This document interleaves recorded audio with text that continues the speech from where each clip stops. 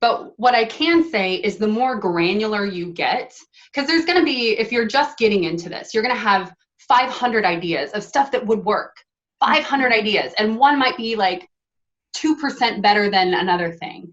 Just pick whatever you pick and you apply your focus to is the thing that's the best thing that you can do. Right? So don't worry about the other 499 things. Pick the one thing you like the most and get super granular. And that's the only reason you're going to see an opportunity like I happen to. Welcome to Real Estate Deal Closers with Anette, Talie, where we focus on the deals. Our guests are real estate closers who will share in detail the whole process from finding a deal to closing it, as well as strategies and tips to help you do the same. Here's your host, Anette, Talie. Welcome to another episode of Deal Closers. I am your host, Anette, Talie, and my guest today is Mandy McAllister. Welcome, Mandy. Thank you, Anette. I'm pleased to be here. I am so excited to have you. I love featuring women that are crushing it in real estate. So thank you for being here. But let me tell you a little bit about Mandy. She has been an entrepreneur since she was 12 years old. Her expertise includes repositioning underperforming assets to increase cash flow and value. Her portfolio is currently comprised of 152 doors, primarily B-class workforce housing. She has been found successful in college towns with students housing as well as urban centers. Her passion is to inspire others and help define their path to financial freedom, which is why she focused and she founded on Aspiring Women Achieving More. That's your Facebook group, right? Yes, it is. And how we met. Yes, so check it out. Mandy's business career began in medical device sales, where she was a perennial top performer. After many years of chasing commission, she has made it her mission to secure financial freedom for her family and others. That is awesome. I love that you were a businesswoman already when you were 12 years old. Yeah, I'm telling you, I sewed scrunchies to all of the surrounding like volleyball teams and cheerleading squads so they could all match. Did you make them or did you just buy them and sell them? Oh no, I sewed them. I would go to Walmart and I would buy yards of fabric and elastic. So, I mean, in this COVID thing, it's been kind of nice that I remember how to sew a little bit because you need a mask. You let me know. Awesome. So tell me, how did you get into real estate?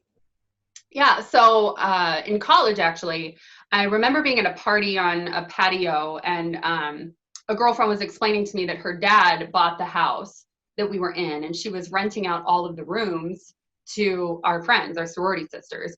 And I'm like, that is the best stinking idea I've ever heard in my whole life because she always had money on Saturday night. It was a brilliant idea. So then college finished, I moved to Chicago and it's kind of a cost prohibitive city to invest in. And everybody convinced me that you need to buy your own place to live before you start investing in real estate.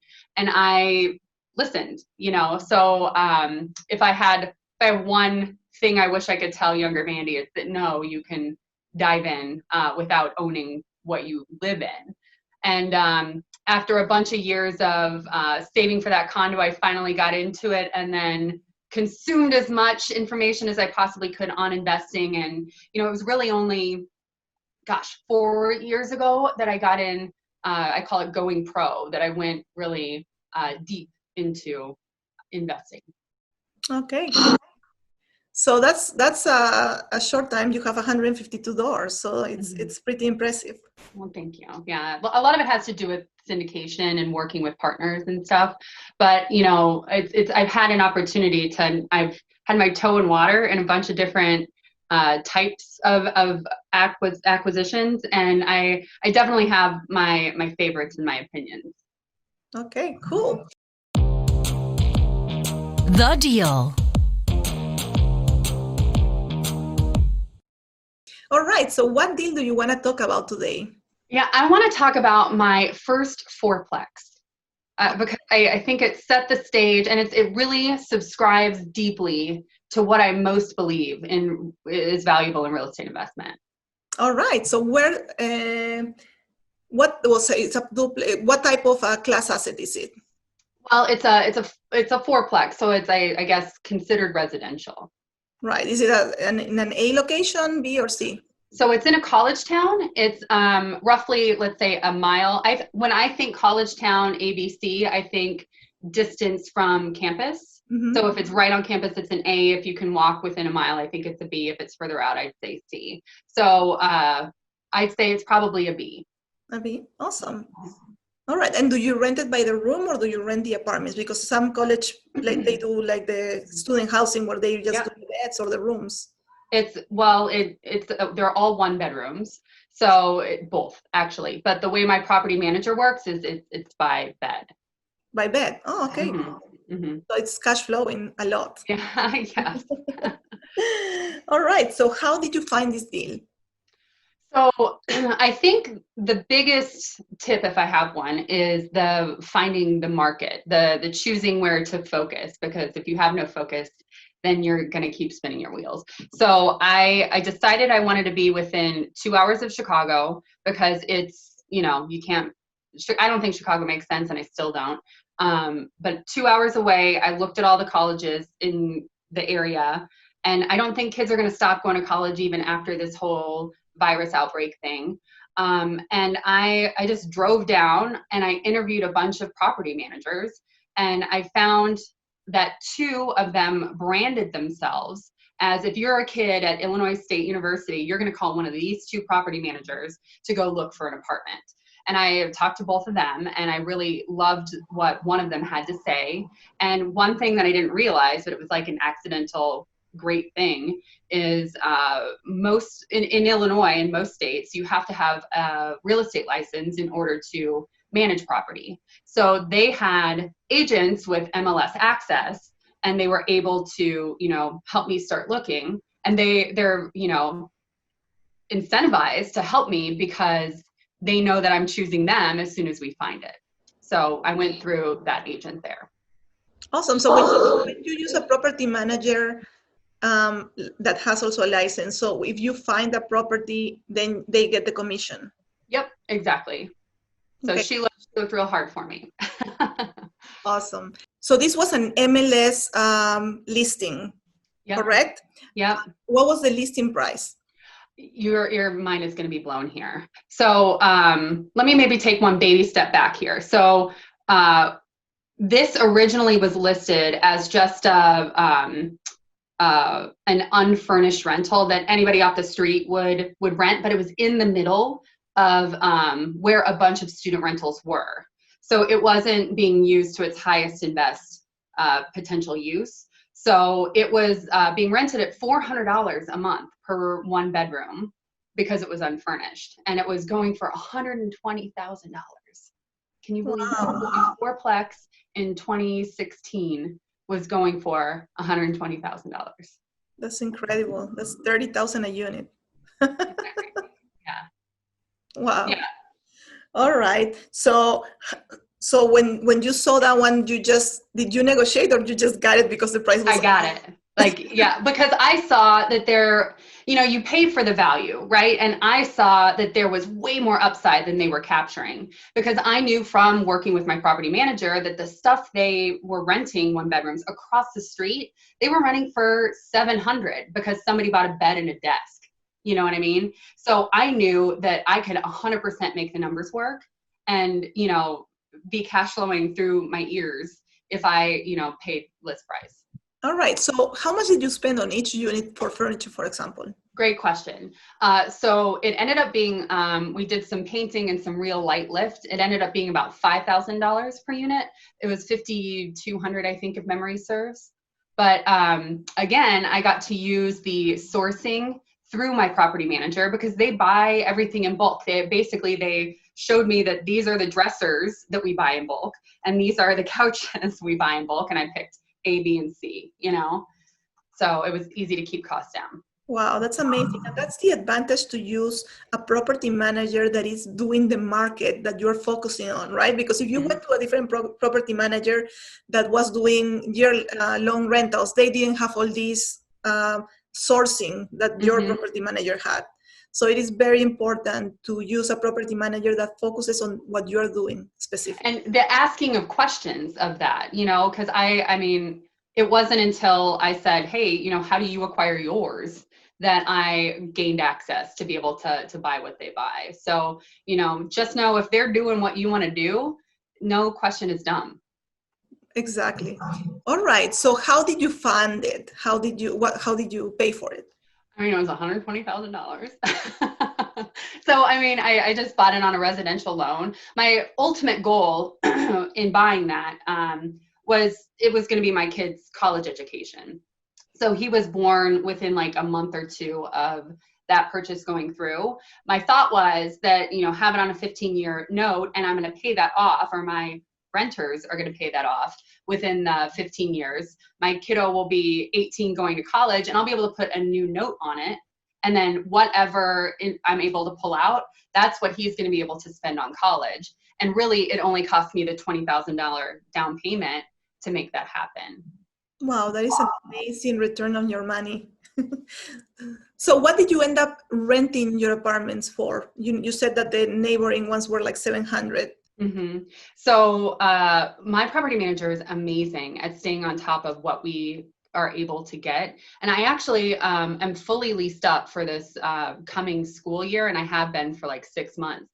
We're up to, so if kids do the full year lease, they get a little bit of a break on rent, but many kids only want to rent for 9 months of the year. So if they do that, we charge an additional $50 because we're risking the 2 months being vacant.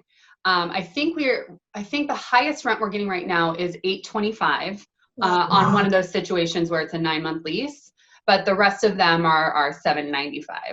So, and this was just 4 years ago that it was being rented at $400 a unit just because it's been repositioned.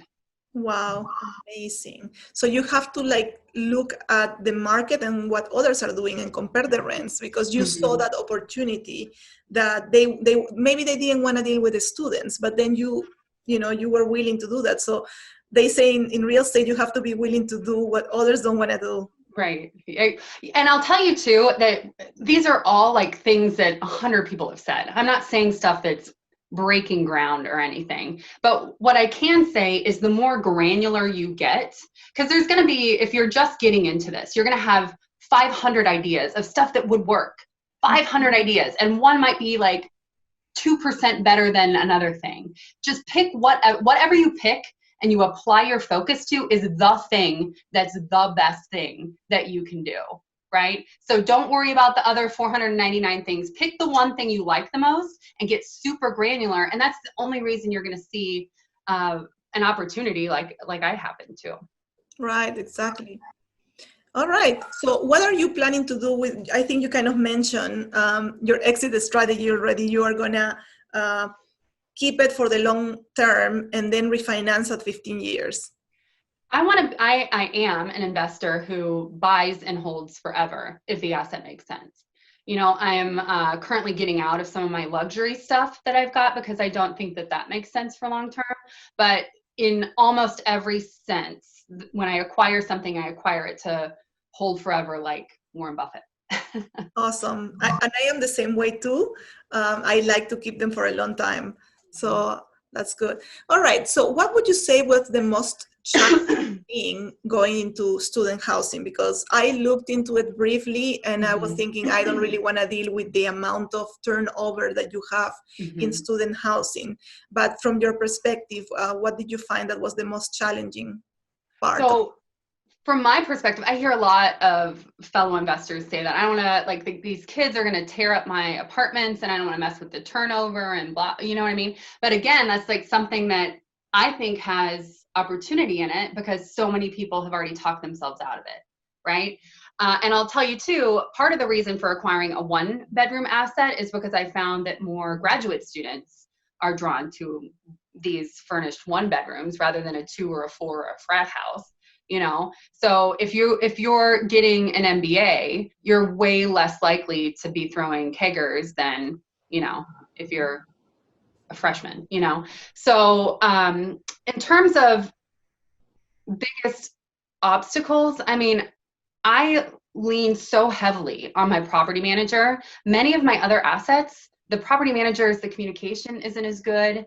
The, going above and beyond, the pricing of units, the, not executing leases the way that they're written. So if you find a property manager that you can rely on, it's gold. Hold on to them and double down. I want to double down in this market that I don't love. I don't like investing in Illinois, but I want to buy more stuff because I like working with these guys and they're really good at it, Hold on to those good property managers.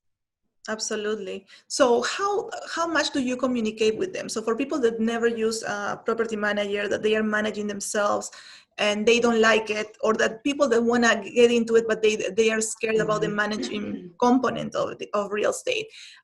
What are how often do you communicate? And, tell me about that. So early on, I communicated a lot. I had a fourplex and they managed thousands of units. And I wanted, I just want an email, every 2 weeks just to know how rehab is going, how lease up is going, just keep me in the loop. And I felt so taken care of by them that then the kind of monthly, that turned into monthly, it turned into quarterly. And then I got so spoiled with how well they performed that subsequent relationships with property managers, I didn't check up on them as much as I should have because I was spoiled, and if I have a learning from mistakes I've made for everybody, it's, resting on my laurels of these guys are great and I trust this guy and I really like him, so I know he'll be good too. Well, maybe that's not the case. You really do need to hold some hands a little bit at the beginning, and you're a client. They want you to be a raving fan. So, they should give you a little, like an email is not a lot to ask. So really, do your homework before and, don't be scared to ask for a little bit about your asset. Right. I hear a lot, on the larger units that they get like a monthly report for rents, but when you're dealing with a small 4 unit, you're probably going to have a little bit, but once you're full, like there is really not a lot to report unless people are breaking their lease. So how often do you get the reports? Well, the financial reports, all of the property managers that I go with, I want to make sure that they have some sort of accounting system or something. So usually it's AppFolio. So I have a portal to log in to be able to see what's happening in terms of collections and bills and things like that. So I get the financial reporting kind of in an automated fashion. But in terms of having a one-on-one discussion, right now, only if something is out of the ordinary. Like for instance, the really good property manager at ISU, I asked to be made aware if a purchase if anything is more than $1,000. Like just run it past me. And if I look at a bank account when I reconcile things at the end of the month and I see something more than $1,000, I just send a quick email like, hey, what is this? And oh, by the way, will you please tell me when it's over $1,000 like we talked about. That super rarely happens, but it's just as needed, I guess. Right. And, this is my curiosity. How often do you have to replace furniture when you are dealing with student housing? Yeah, so that's widely variant. It's been, I bought it in 2016, 2020. I think I bought one new couch and that's it. So the property manager, I think they said that roughly every 5 to 7 years, depending on what it is. But these are graduate students. They're not, jumping on bed. Yeah, and even maybe like teachers, right? If they are single and they are renting, they could also rent, the teachers' helpers. Right, the PAs and. Yeah, exactly. Yeah, they are probably want to be by themselves and not sharing an apartment with other students that are like partying. Right, yeah. Excellent. Expert tips. All right, so now we go to the part of the show where you're going to give me 3 expert tips. And Mandy is going to give us 3 tips on using your time efficiently. Yes. So I am a single mom with a kind of an arduous day job. I sell medical devices, and I, help doctors decide when patients need long-term monitoring for their hearts.